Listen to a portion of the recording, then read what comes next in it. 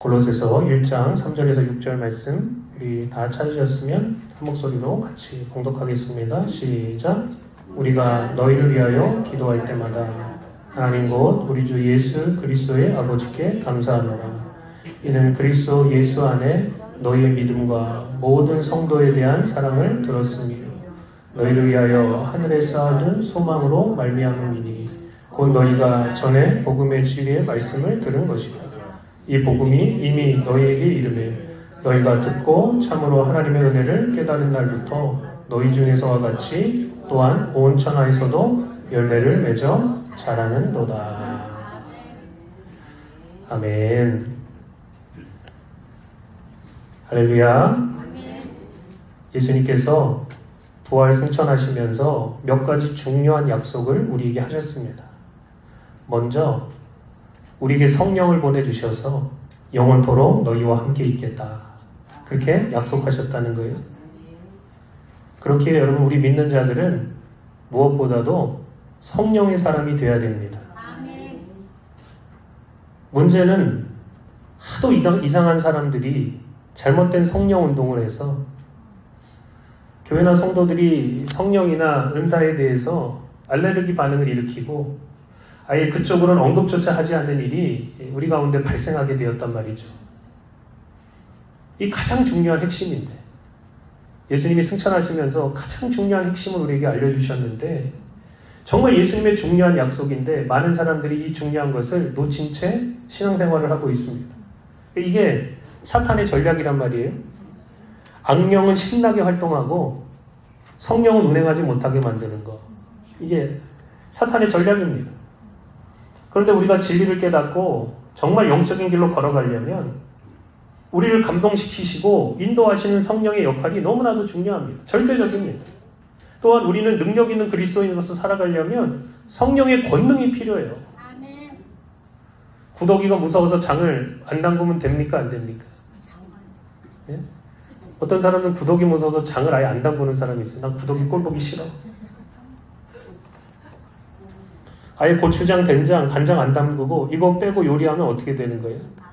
얼마나 웃기는 상황이 됩니까? 데살로니가전서 5장 19절부터 보면 이런 말씀이 나옵니다.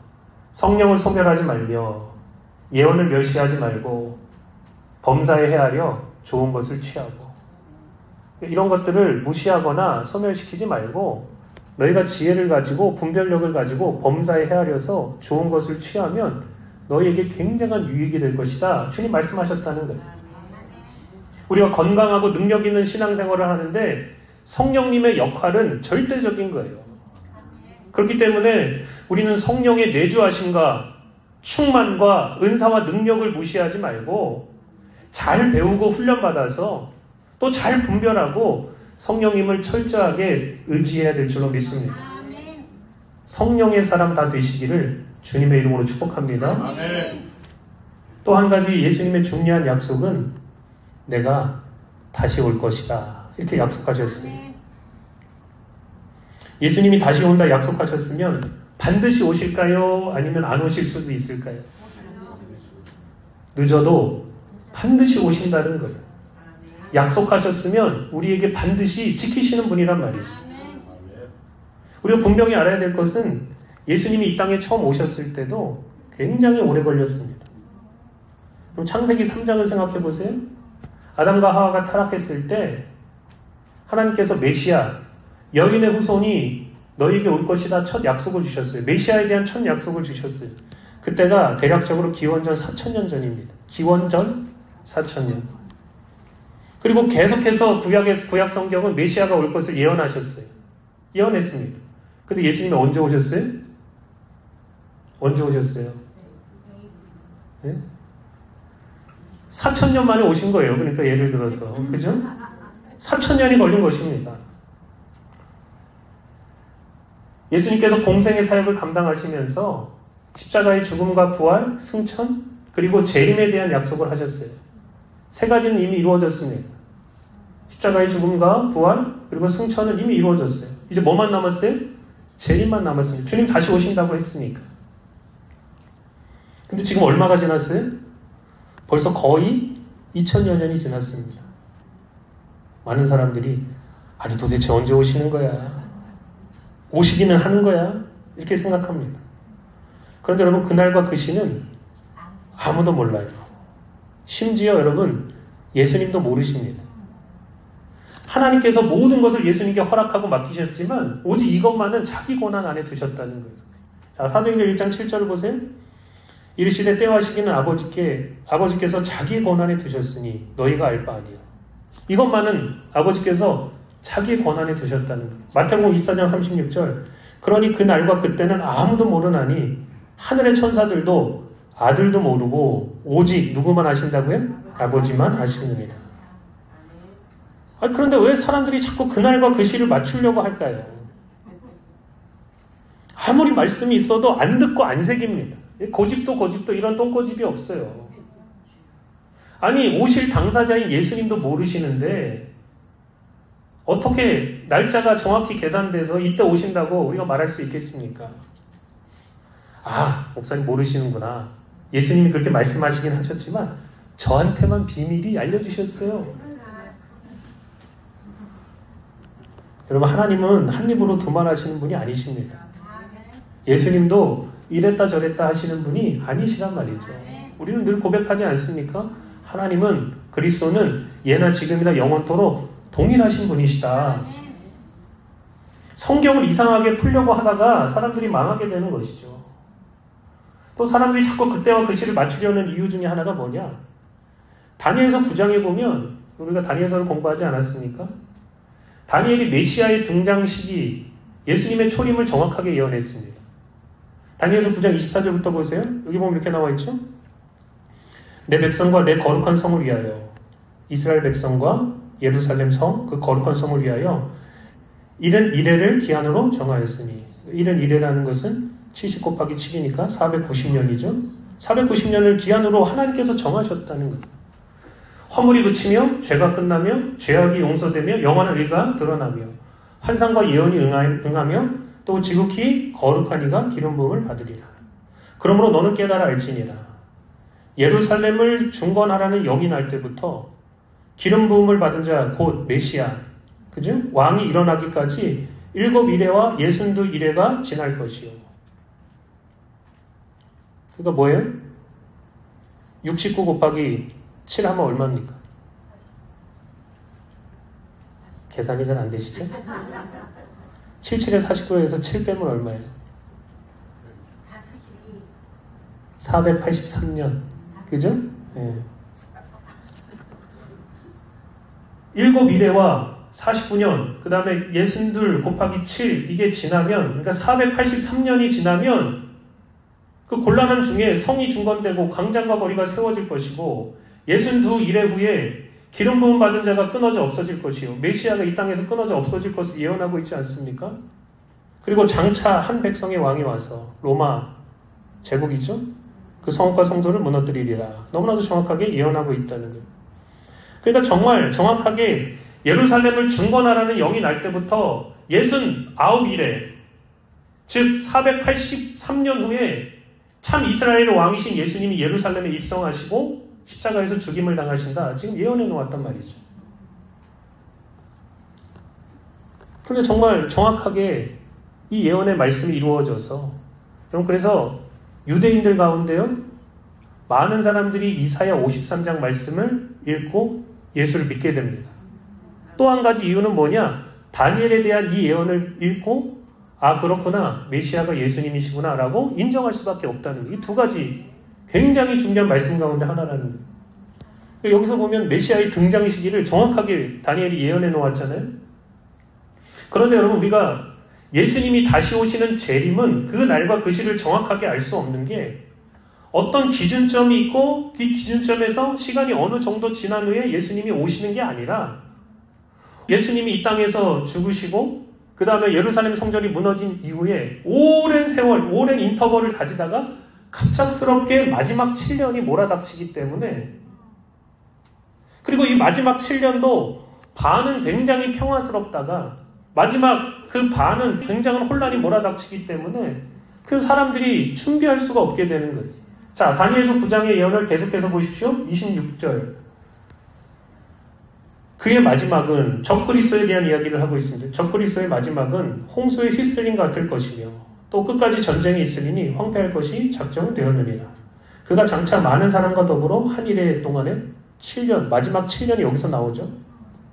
한 일의 언약을 굳게 맺고 그가 그 일의 절반에 제사와 예물을 금지할 것이며 또 파악하여 가증한 것이 날개를 의지하여 설 것이며 또 이미 정한 종말까지 진노가 황폐하게 하는 자에게 쏟아지리라 하였느니라 아니라 이렇게 이야기하고 있습니다.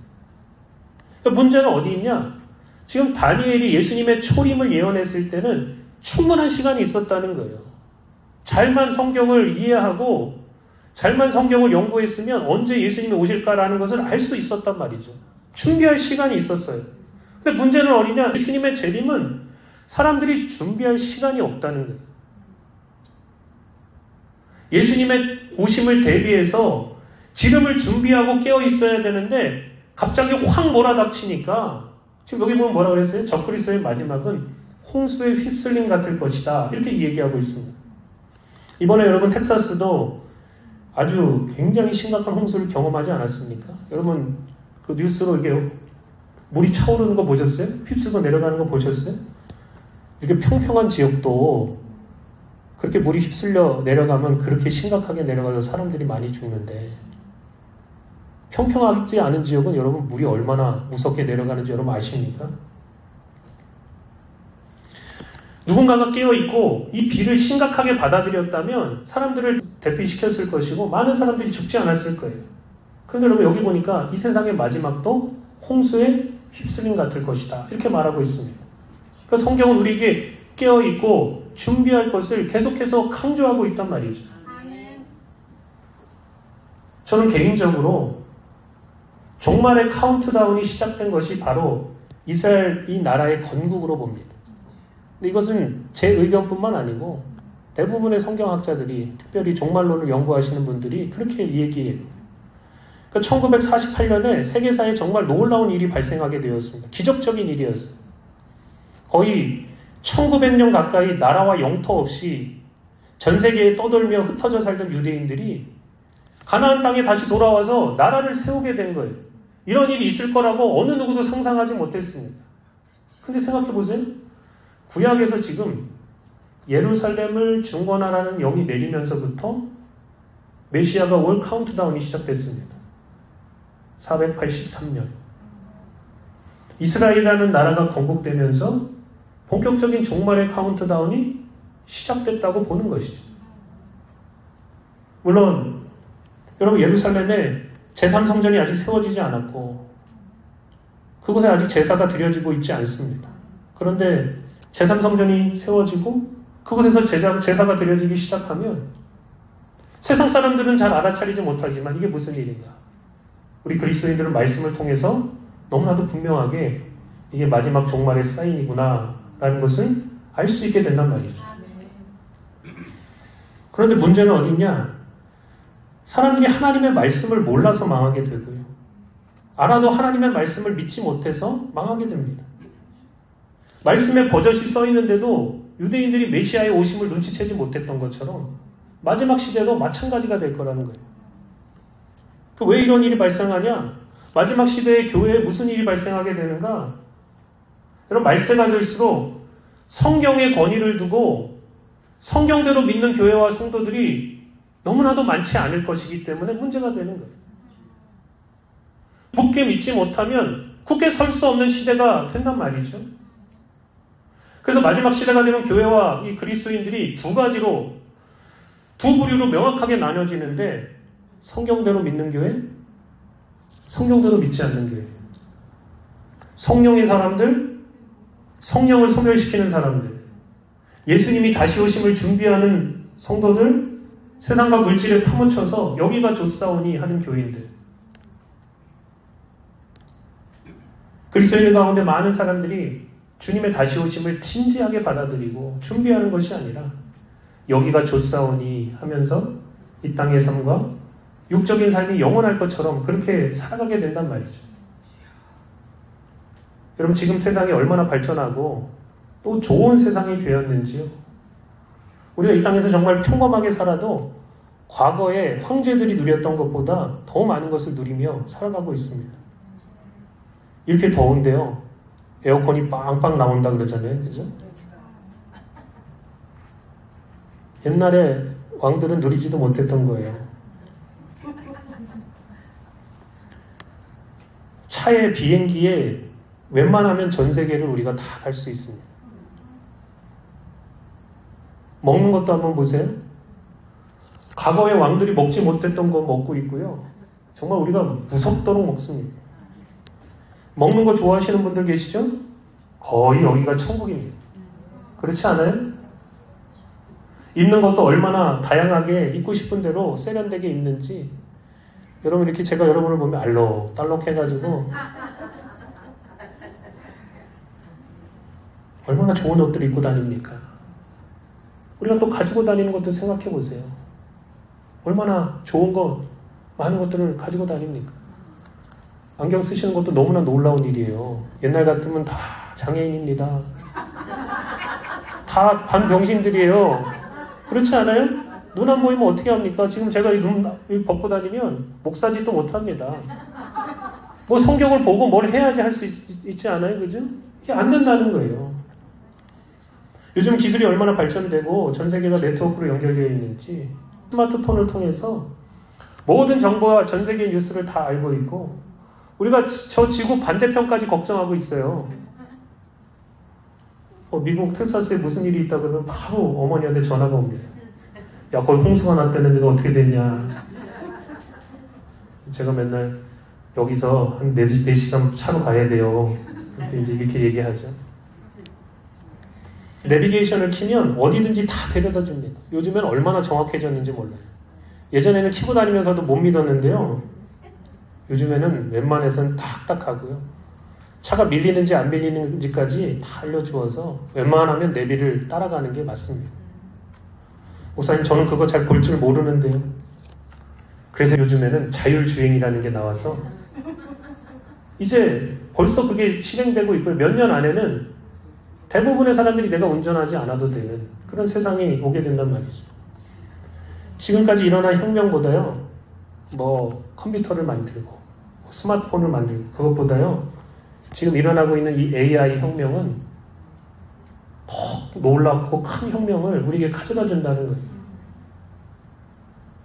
그러니까 여러분 지금 우리가 누리고 있는 이 세상이 사실은 역대급 얼마나 좋은 세상인지 몰라요.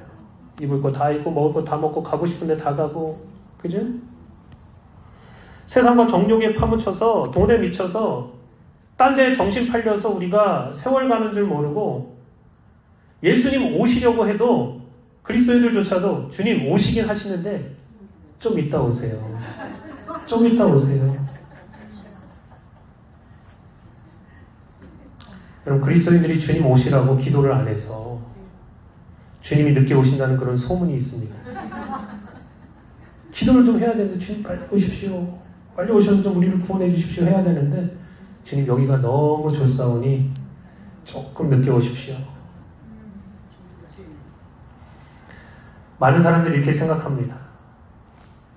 내가 나중 되면 준비할 거야.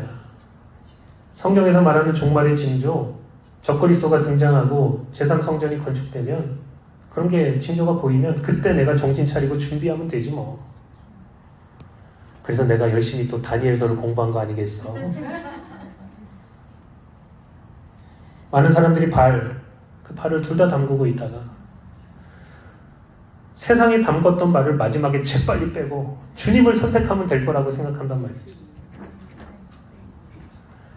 그런데 여러분 주님께 붙어 있다고 생각했던 발이 사실은 너무 세상과 정욕과 물질에 끌려서 주님으로부터 멀리 떨어져 있음을 깨닫지 못하고 있다가 그때 가서 깨닫는다면 여러분 그때는 돌아가기에는 너무 늦은 게 되어버립니다.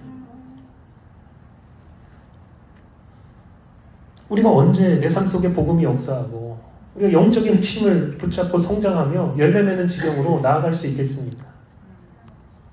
마지막 시대는 신랑을 기다리는 슬기로운 5 처녀마저 졸았다 그렇게 이야기하고 있어요. 슬기로운 5 처녀조차도 뭐예요? 졸았다는 거예요. 아, 주님 안 오시네? 언제 오시려나? 졸고 있었다는 거예요. 그런데 여러분, 이들이 잘한 게 뭐예요? 졸면서도 신랑이 오신다는 소리를 들으면 바로 맞을 준비를 하고 있었다는 거예요. 등불을 밝힐 기름을 늘 준비하고 있었다는 거죠. 근데 미련한 다섯 처녀는 자신들이 지금 기름이 충분하지 않다는 것을 인식하지 못했습니다. 신랑이 온다는 소리를 들으면 그때 가서 내가 준비하면 될 거야 라고 생각했다는 거예요. 근데 여러분, 그들이 성공했습니까? 아니면 실패했습니까? 완전히 실패했어요. 마지막에 내가 이렇게 하면 되겠지. 그게 안 된다는 거예요. 우리는 몇 주간 마지막 시대를 살아가고 있는 참된 교회와 성도에 대한 세 가지 특징에 대해서 배웠습니다. 첫 번째는 믿음입니다. 예수 중심의 신앙, 성경 중심의 신앙을 갖는 거예요. 그래서 이 믿음이 소문나는 것입니다. 예수 잘 믿는 교회다. 두 번째는 사랑입니다. 하나님을 사랑하고 이웃을 사랑하는 거예요. 특히 이웃을 사랑하는 것을 통해서 우리가 하나님을 사랑하고 있음이 드러나야 한다. 이렇게 이야기하고 있습니다. 주 안에 있는 형제자매를 불쌍히 여기며 전심으로 뜨겁게 사랑하라. 주님 말씀하셨다는 거죠. 그리고 마지막 특징은 바로 소망입니다. 소망. 영적으로 좋은 교회, 좋은 성도의 조건이 뭐냐? 예수님의 재림을 소망하고 준비하고 기다리고 있는가? 내가 천국 소망을 갖고 있는가? 그것을 통해서 우리가 영적으로 좋은 교회와 성도가 되는지 아닌지를 결정하게 된단 말이죠. 우리 인생이 죽기 전에 주님이 오실지, 아니면 주님이 오시기 전에 내가 먼저 죽을지 우리가 알 수 없는 세대를 살아가고 있습니다. 여러분 가운데 개인적인 그 육신의 종말을 먼저 맞이할 분도 계실 것이고, 이 가운데 정말 죽지 않고 주님의 오심을 경험하실 분도 계실 거예요. 내가 먼저 가든지 주님이 먼저 오시든지 어쨌든 우리는 종말을 앞두고 있단 말이죠. 중요한 것은 헛된 소망이 아니라 참된 소망, 천국 소망, 예수님이 다시 오신다는 소망을 가지고 우리가 살아가는 것이 너무나도 중요합니다. 그럼 소망은, 참된 소망은 우리로 하여금 기다리게 하고 준비하게 만듭니다. 이 소망이 우리에게 있는가? 우리 십자가 복음교회는 하나 되어서 예수님의 다시 오심을 소망하며 준비하는 교회가 다 되시기를 예수님의 이름으로 축복합니다.